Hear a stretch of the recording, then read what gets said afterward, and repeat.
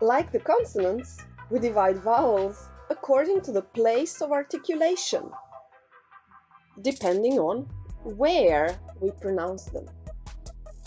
We can have front, middle, and back. The front ones are I and U. The back would be A and O. Now, what is the difference between I and U? Well, there are two qualities of vowels when it comes to the lips and the mouth. So, we call those open or closed, depending on whether the mouth is open or closed, or round and not round, whether the lips are rounded while we're pronouncing them. So, what do you think? Is E open or closed? Is U rounded or not?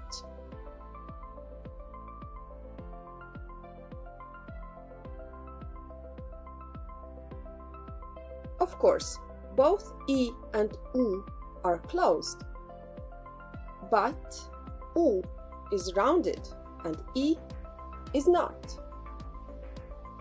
I mentioned in the introduction video that the vowels can be short, long, or we can have diphthongs. Diphthongs are the combinations of two vowels merging together to create a unity of compound sound, like ow, a, and u, like in cow, or a, e, and I, like in say. Another name for long vowels is tense.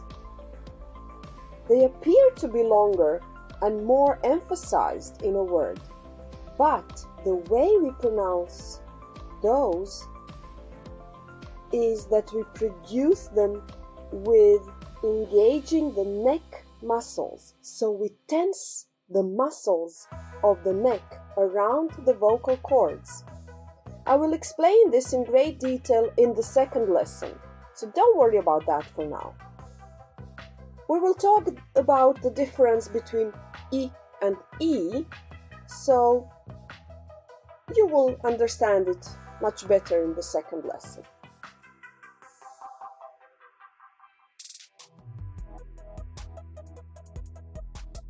Do you know any words that are different only in one vowel?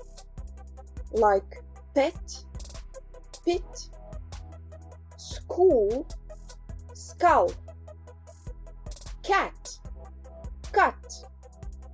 Try to find a few examples and notice how your mouth has a different shape because of that vowel. Now it's your turn.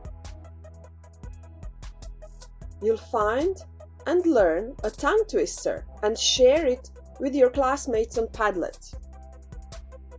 See you in the next lesson!